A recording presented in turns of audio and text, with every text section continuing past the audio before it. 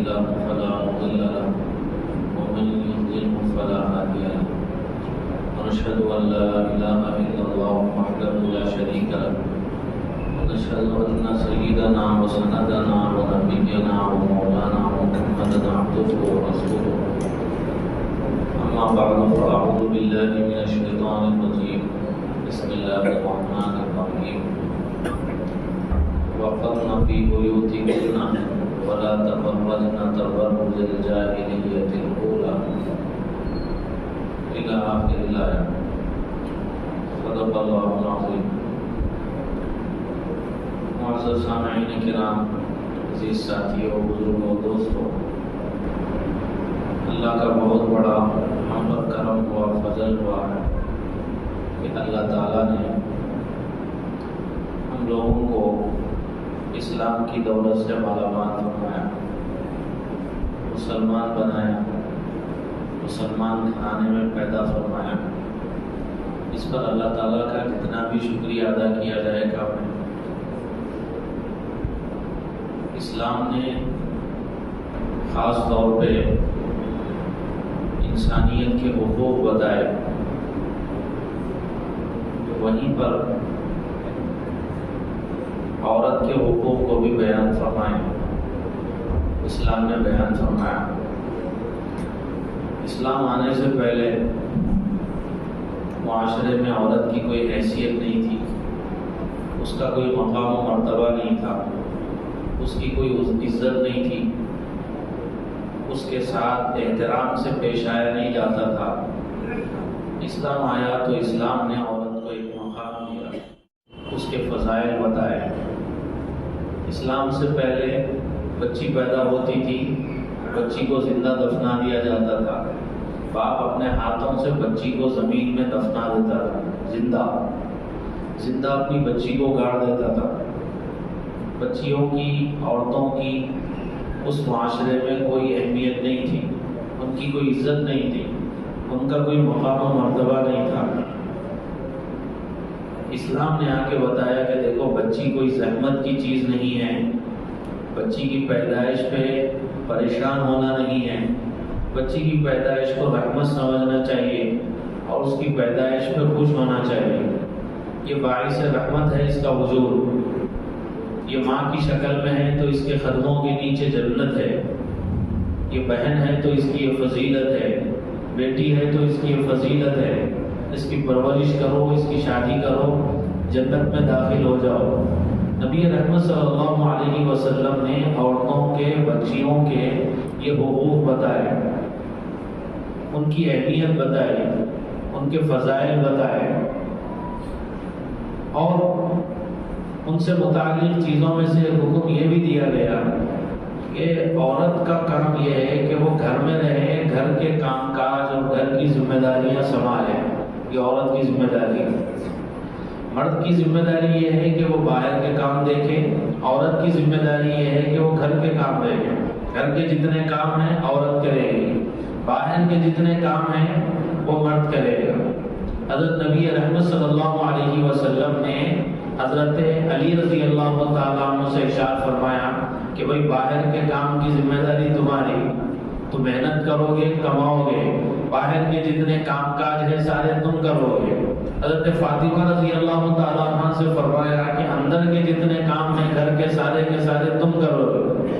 گھر کے کاموں کی ذمہ داری عورتوں کو دی گئی، باہر کے کاموں کی ذمہ داری مردوں کے کاندھے پہ ڈالی گئی. اور عقل بھی یہی کہتی ہے کہ باہر کے جتنے کام کاج ہیں سارے کے سارے یہ مرد کرے گا، کمائے گا، محنت کرے گا، مزدوری کرے گا، مرد کرے گا. گھر کے جو کام ہیں بچوں کی تعلیم اور تربیت سے متعلق، پکوان سے متعلق، گھر کی نگرانی اور دیکھ ریکھ سے متعلق، یہ جتنے کام ہیں سارے کے سارے یہ عورتیں کریں گی. یہ سمجھ میں آنے والی بھی بات ہے. لیکن مغرب کی طرف سے ایک نعرہ لگایا گیا اور یہ کہا گیا کہ بھئی عورتوں کے اوپر اسلام میں ظلم کیا جا رہا ہے، ان کو گھر میں قید کر کے رکھا جا رہا ہے اور ان کی آزادی چھین لی جا رہی ہے، ان کو باہر نکلنے نہیں دیا جاتا ہے. حالانکہ اسلام یہ کہتا ہے کہ بھئی عورت گھر میں رہے گی تو یہ اس کے لیے اسی میں اس کی عزت ہے. اسی میں اس کے لیے سکون ہے. پورا فیملی سسٹم جو ہے وہ صحیح رہ سکتا ہے جب ایک عورت گھر میں رہے گی، ایک بہن گھر میں رہے گی، ایک بچی گھر میں رہے گی، ایک ماں گھر میں رہے گی اور گھر کے کام کاج کو دیکھے گی، بچوں کی تعلیم اور تربیت سے متعلق اس کی جو ذمہ داری ہے اس کو نبھائے گی، تو پورا فیملی سسٹم صحیح رہے گا، گھر میں سکون رہے گا اور ایک سکون کی زندگی گزرے گی.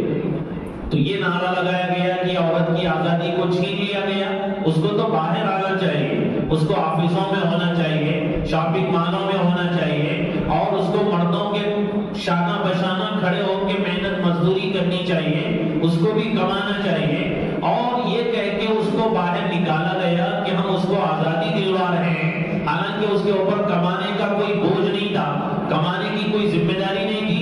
اس کو باہر نکال کے کمانے کی ذمہ داری اس کے اوپر ڈال دی گئی، محنت کی ذمہ داری اس کے اوپر ڈال دی گئی. اب اس کے نتیجے میں ہوا کیا کہ مرد بھی باہر نکلنے لگا کمانے کے لیے، مرد بھی باہر نکلنے لگا محنت مزدوری کے لیے، مرد بھی آفس کو جانے لگا کمانے کے لیے اور عورتیں بھی باہر جانے لگی. اب دونوں باہر جانے لگے تو ان کے اپنے جو بچے ہیں ان بچوں کا کیا کیا جائے؟ چھوٹے چھوٹے بچوں کو، بچوں کے جو ادارے ان کی تربیت کے، ان کے سنبھالنے کے، ان کے حوالے بچوں کو کر دیا گیا کہ بھئی ہم جب تک آئیں گے تم ان کی دیکھ ریکھ کرنا.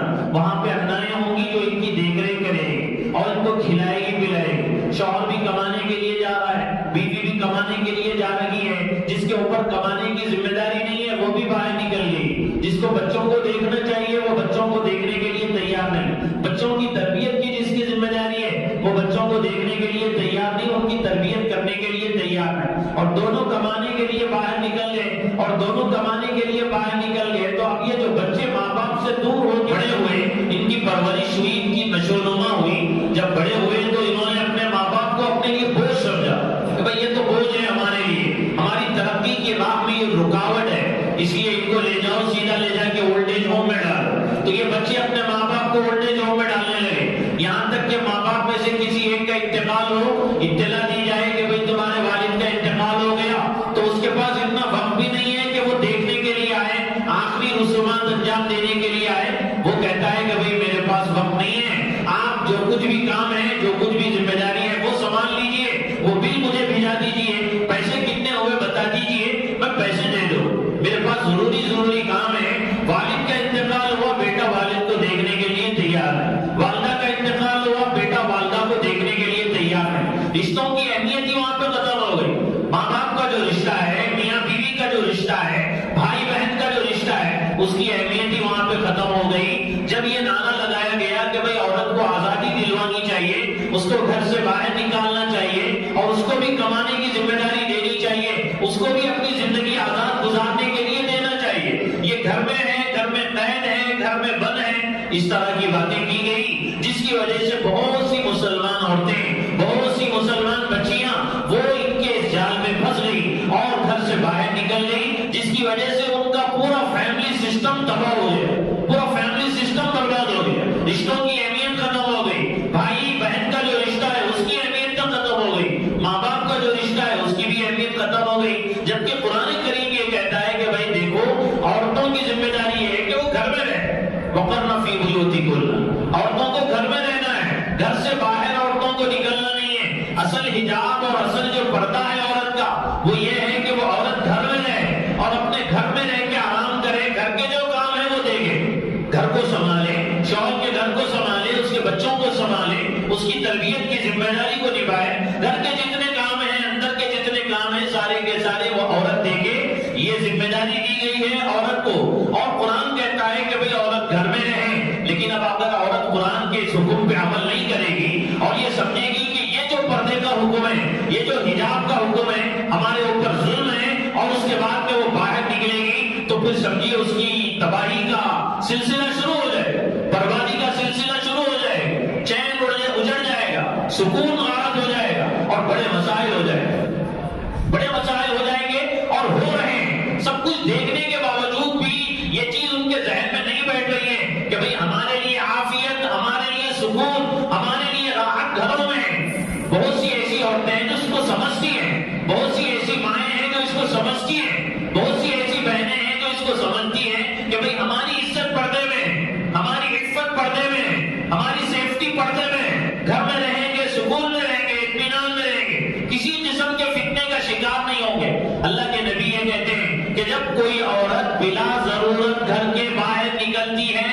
شیطان اس کی تان چھان کرنا شروع کر دیتا ہے، اس کے پیچھے لگ جاتا ہے، اس کو بھٹکانے کے لیے، اس کو گمراہ کرنے کے لیے کوششیں کرنے لگتا ہے۔ تو سمجھداری کیا ہے؟ سمجھداری یہ ہے کہ عورت گھر میں رہے، اس کا جو اصل حجاب ہے، اس کا جو اصل پردہ ہے، وہ گھر میں رہنے میں ہے، اسی میں اس کی عافیت ہے، اسی میں اس کی عزت ہے، اسی میں اس کے لیے سکون ہے، راحت ہے۔ اس کو سمجھنا چاہیے، اپنی بچیوں کو سمجھانا چاہیے کہ بھئی جو چیز جتنی زیادہ قیمتی ہوتی ہے اس کو اتنے ہی زیادہ چھپا کے رکھا جاتا ہے۔ ہیرے جواہرات کو، سونے چاندی کو کھلے عام ایسے ہی بکھیر دیا نہیں جاتا، پھیلا دیا نہیں جاتا، بلکہ اس کو تجوری میں رکھا جاتا ہے، چھپا کے رکھا جاتا ہے، اس کو حفاظت سے رکھا جاتا ہے۔ اللہ کی شریعت کی نظر میں، اسلام کی نظر میں عورتوں کی اہمیت اس سے بھی کئی گنا زیادہ بڑی ہوئی ہے۔ ہیرے جواہرات سے زیادہ قیمتی عورتوں کو سمجھا جاتا ہے، اسی وجہ سے یہ حکم دیا جاتا ہے کہ بھائی گھر میں رہو، اسی میں تمہارے لیے سکون ہے، اسی میں تمہارے اپنے بھائی کی بھی عزت ہے، اسی میں تمہارے اپنے باپ کی بھی عزت ہے۔ ورنہ عورت گھر کے باہر نکلے گی، بھائیوں کا سر شرم سے جھک جائے گا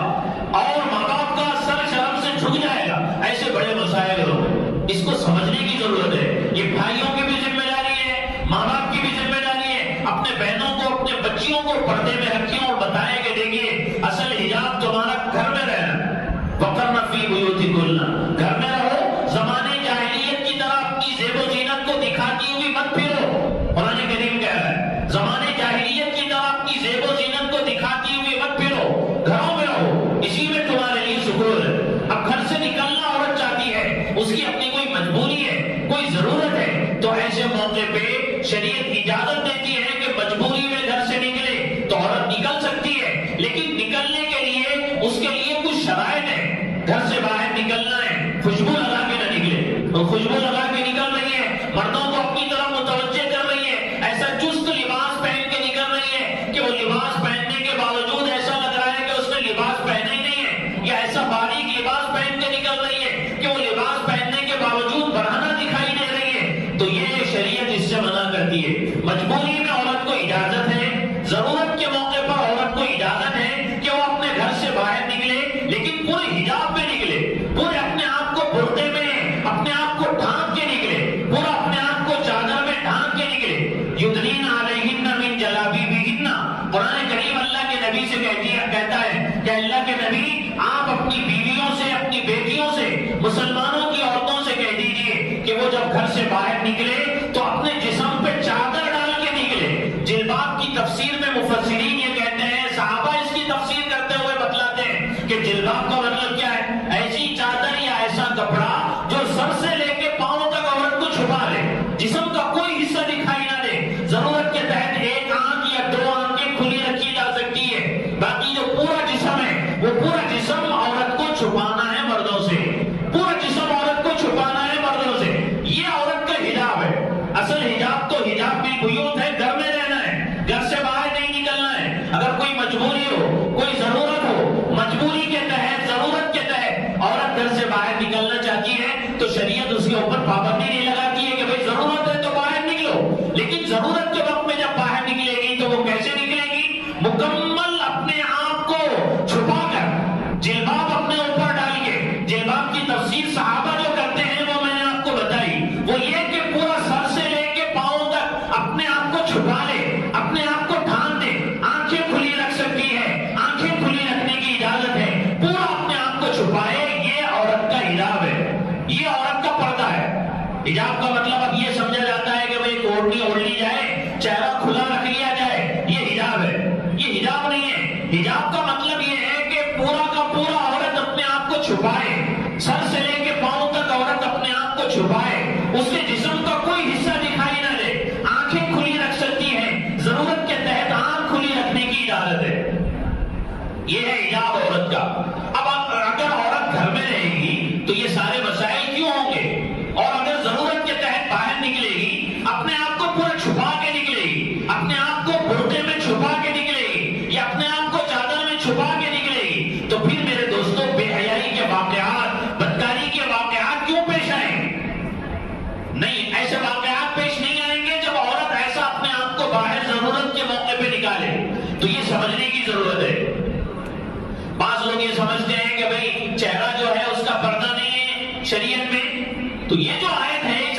کی تفسیر سے یہ بات سمجھ میں آ رہی ہے کہ چہرے کا بھی پردہ ہے، چونکہ جلباب ڈال کے نکلنے کو قرآن کہہ رہا ہے. اور جلباب کسے کہتے ہیں؟ ایسی چادر جو سر سے لے کے پاؤں تک عورت کو چھپا دے، یہ جلباب ہے. اس میں عورت باہر نکل سکتی ہے ضرورت کے تحت. اسی طرح حج کے موقع پہ عورت احرام کی حالت میں ہے تو احرام کی حالت میں کپڑا اپنے چہرے کو نہیں لگا سکتی.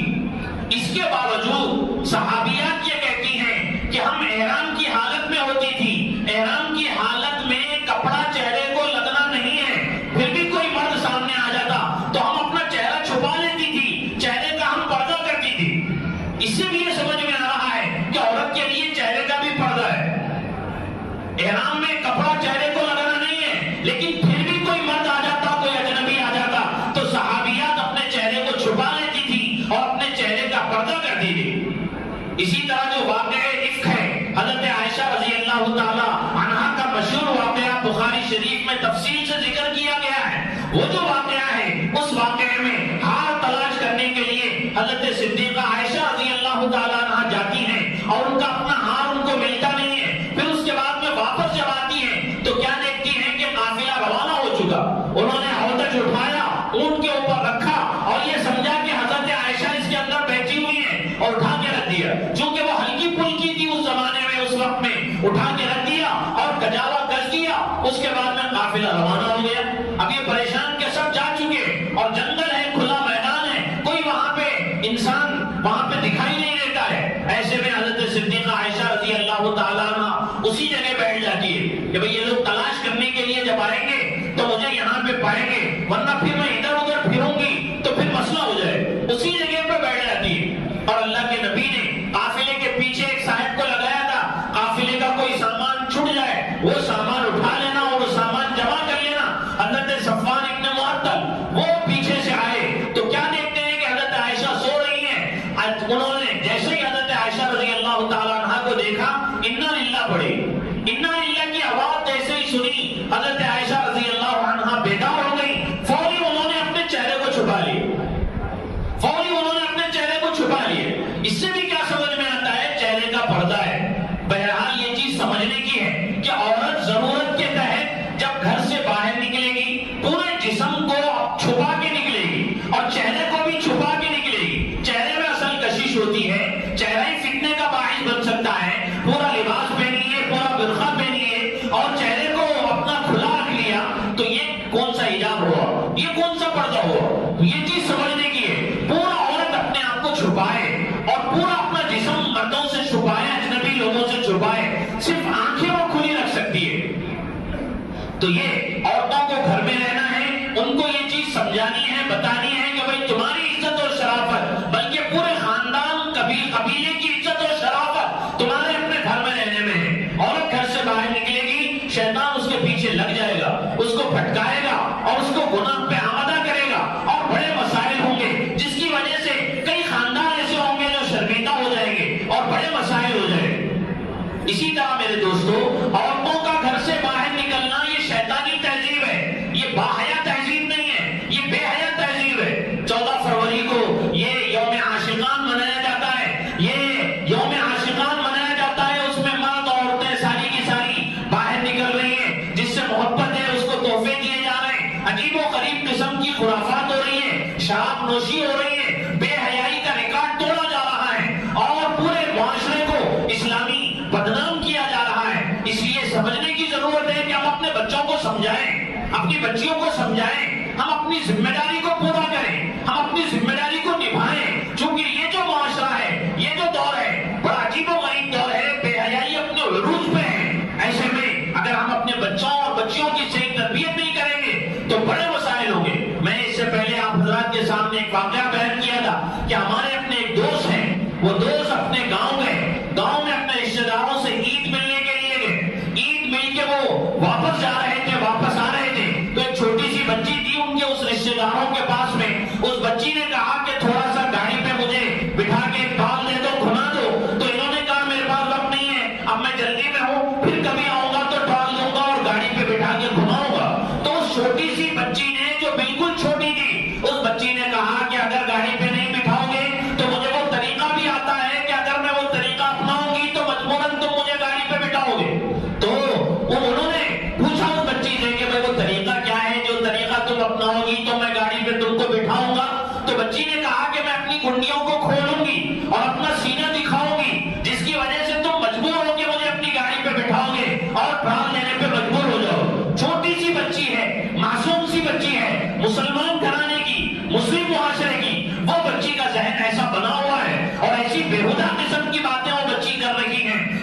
غصہ آیا، وہ فوری گھر میں گئے، جا کے ان کے ماں باپ سے کہا کہ بھائی بچی کو آپ کیا تربیت دے رہے ہیں، بچی کو کیا تعلیم دے رہے ہیں، آپ کی بچی ایسی ایسی باتیں کر رہی ہے۔ تو ماں باپ یہ کہتے ہیں کہ بھائی اس میں کوئی تعجب کی بات نہیں ہے، ابھی چند دنوں پہلے انہوں نے کہا کہ ایسا کوئی سیریل آیا تھا یا ایسا کوئی فلم آیا تھا، اس میں ایک شاٹ دکھایا گیا تھا، تو بچی نے اس کو دیکھ لیا اور کیچ کر لیا اور بچی نے اس کو محفوظ کر لیا اور بچی اسی کو دوہرا رہی ہے۔ تو یہ بے حیائی کا دور ہے، بے حیائی کے عروج کا دور ہے، اور ہماری بچیاں ایسی گندی چیزیں دیکھیں گی تو ان کے ذہن خراب ہوں گے، بےہودہ ذہن کے ساتھ میں وہ جب پلے گی اور جوان ہوگی اور بڑی ہوگی تو پھر میرے دوستوں پورا معاشرہ بگڑے گا اور پورے معاشرے میں خرابی آئے گی۔ اس لیے 14 فروری کو منایا جانے والا یہ یوم عاشقان ہو یا جو بھی ہو، کوئی بھی بے حیائی کرے، یہ اسلامی کلچر نہیں ہے، یہ شیطانی کلچر ہے، یہ رحمانی کلچر نہیں ہے، اسلامی تہذیب نہیں ہے، یہ شیطانی تہذیب ہے۔ یہ بے حیائی جو یہ پھیلانا، یہ شیطان کا اپنا مشن ہے، یہ شیطان کا اپنا کام ہے، اس کا کام ہی ہے کہ بے حیائی کو پھیلائے، لوگوں کو بے حیائی کی دعوت دے اور لوگوں کو بے حیائی کی تعلیم دے، اس کا اپنا کام تو یہی ہے۔ ہم کو سمجھنا چاہیے، ہم کو سمجھنا چاہیے، عورتوں کو بتانا چاہیے، بچیوں کو بتانا چاہیے کہ دیکھو ہماری اپنی ذمہ داری گھر میں رہنا ہے، تمہارا اپنا کام گھر کو سنبھالنا، بچوں کی تربیت دیکھنا، بچوں کی تربیت کرنا، ان کی دیکھ ریکھ کرنا، یہ تمہاری ذمہ داری ہے۔ باہر کے جتنے کام ہیں وہ میری ذمہ داری ہے، میں کماؤں گا، میں محنت کروں گا، میں مزدوری کروں گا، کچھ بھی کروں گا، اور تمہاری اپنی جو ذمہ داری ہے وہ ذمہ داری کو نبھاؤں گا، پوری کروں گا۔ اس لیے تم اپنی ذمہ داری کو دیکھو، میں اپنی ذمہ داری کو دیکھوں گا۔ یہ ان کو سمجھانا چاہیے اور بتانا چاہیے کہ دیکھو پردہ تمہاری ترقی کی راہ میں رکاوٹ نہیں ہے، حجاب تمہاری ترقی کی راہ میں رکاوٹ نہیں ہے، تم حجاب میں رہتے ہوئے بھی تعلیم حاصل کر سکتی ہو، حجاب میں رہتے ہوئے بھی علم حاصل کر سکتی ہو۔ تمہارے لیے یہ کوئی قید نہیں ہے، بلکہ تمہاری عزت کی حفاظت اسی میں ہے، تمہاری پاک دامنی اسی میں ہے، بلکہ ایک بھائی کی عزت اسی میں ہے، ایک باپ کی عزت اسی میں ہے کہ عورت گھر میں رہے، بچی گھر میں رہے، باہر نکلنا، مردوں سے ملنا، نوجوان لوگوں سے دوستی کرنا، بچوں سے ان کو تحفے تحائف کا تبادلہ کرنا، بے حیائی کا دن منانا، شریعت میرے دوستوں اس کی اجازت نہیں دیتی، اسلام اس کی اجازت نہیں دیتا۔ اس لیے ایسی بے حیائی کے دنوں کے منانے سے اپنے بچوں کو، بچیوں کو روکنا چاہیے اور ان کو بتانا چاہیے صحابہ کرام کی سیرت اور صحابیات کی سیرت اور ان کی اپنی عزت و عصمت پر مشتمل واقعات بتانے چاہیے کہ دیکھیے ان کی اپنی تہذیب یہ ہے، ان کی اپنی تعلیم یہ ہے، ان کی اپنی سیرت یہ ہے، تم ان کو اپناؤ، تبھی جا کے تم کو عزت ملے گی، شرافت ملے گی اور سربلندی ملے گی۔ اللہ سے دعا ہے جو کچھ کہا گیا اس پر عمل کی توفیق نصیب فرمائے۔